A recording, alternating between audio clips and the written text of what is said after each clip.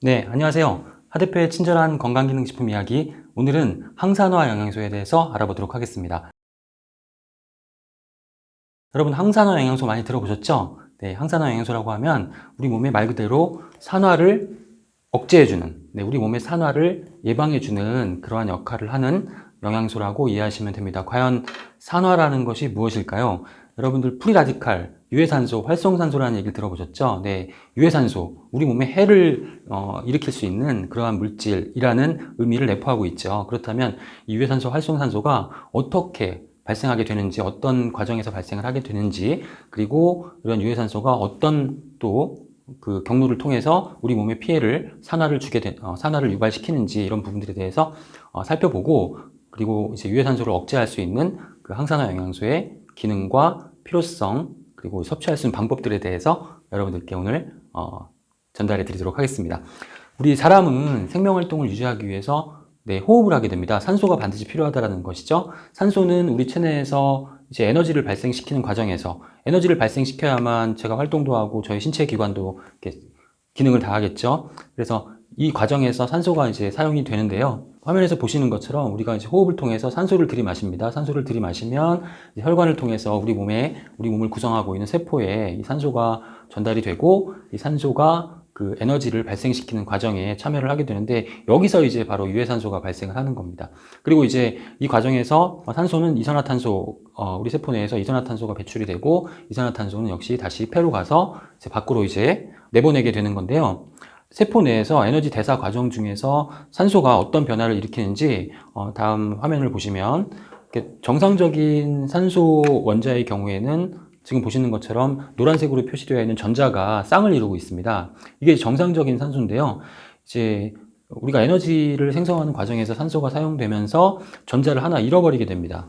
전자가 하나 이제 반응에 사용되면서 이제 없어지게 되는 거고, 그러면 전자가 한 쌍이 부족하게 되죠. 이러한 전자가 한 쌍이 부족한 이러한 물질을 우리가 프리 라디칼, 유해산소라고 하는 거죠. 자유기라고 하기도 하고요. 활성산소라고 하는 건데, 이렇게 전자가 하나가 부족하기 때문에 매우 불안정한 상태의 물질이 됩니다. 결국 이 하나의 부족한 전자를 채우기 위해서 다른 쪽에서 이제 전자를 뺏어오게 되는 거죠. 어떻게 뺏어오게 되냐면, 우리가 정상적인 우리 세포로부터 전자를 하나 뺏어오게 됩니다. 지금 이렇게 아주 환한 표정을 심술궂게 생긴 그런 유해산소가 있는데, 유해산소 지금 하나 지금 전자가 비어 있죠. 근데 이 전자를 정상적인 세포에서 이제 뺏어오게 되는 거죠. 지금 이렇게 보시는 것처럼 이렇게 이동을 하게 됩니다. 그러면 정상적인 세포에서는 전자를 잃어버리기 때문에 불안정화가 되는 거죠. 이게 바로 산화의 과정이라고 할 수 있습니다. 이렇게 전자를 하나 잃어버려서 우리 몸이 산화가 되는 거죠. 이 산화는 결국 우리 몸을 노화를 시키고, 노화의 원인이 되고, 또 만약에 세포에 어떤 문제가 생기고 세포가 존재하는 어떤 기관이나 조직에 문제가 생긴다면 결국 질병으로 연결될 수밖에 없습니다. 그래서 이 유해산소는 현대인들에게 나타날 수 있는 각종 노화나 신체 기관의 기능 저하, 그다음에 각종 질병의 원인이 되는 물질로 지목이 되고 있습니다.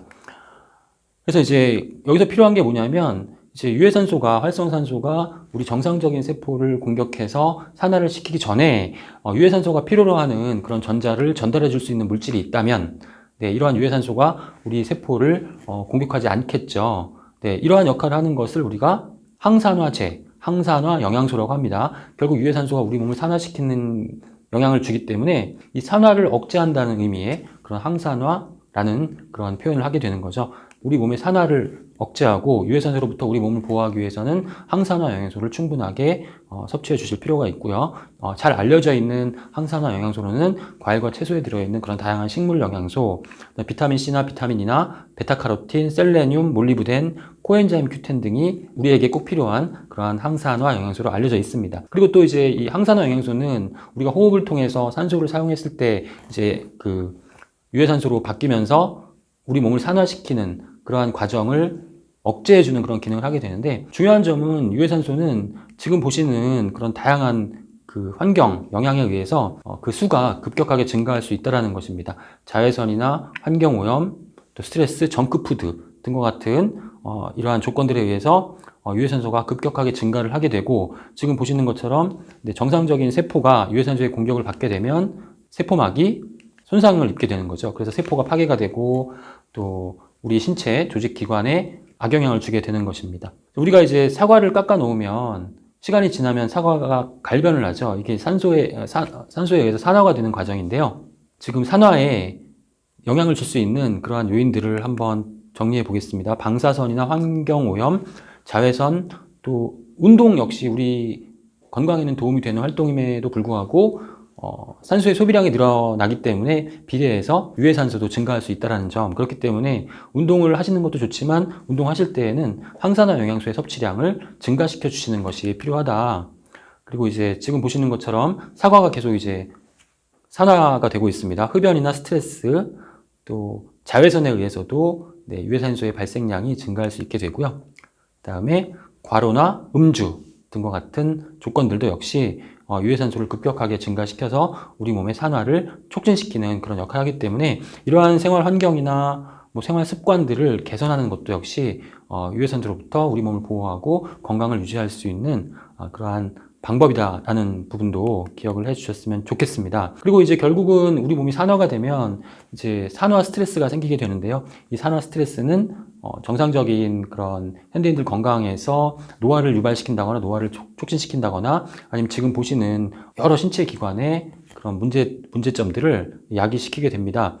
그래서 전문가들은 현대인들에게 발생할 수 있는 거의 대부분의 질병이 결국 유해산소의 영향을 받는다라고 이제 이렇게 주장을 하고 있는 것이죠. 거꾸로 얘기하면 유해산소로부터 우리 몸을 보호할 수 있다면 노화를 제한시키고 질병 없이 건강한 생활을 유지할 수 있다. 이렇게 결론을 내릴 수가 있겠습니다. 그래서 우리가 이제 이 항산화 영양소가 중요하다라고 얘기를 하는 건데요.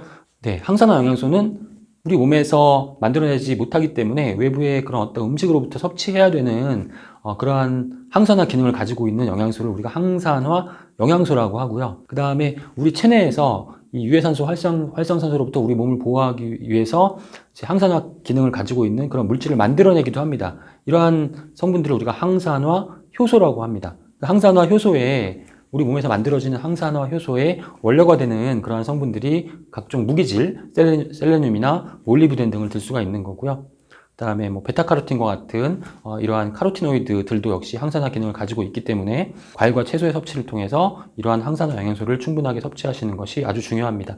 더 핵심적인 건 뭐냐면 유해산소의 종류가 다양하거든요. 그리고 각각의 유해산소들을 없앨 수 있는 그런 특별한 기능을 가지고 있는 항산화 영양소들도 각기 다르기 때문에 우리가 항산화 영양소를 섭취할 때는 내가 비타민 C만 정말 많이 먹어야 된다.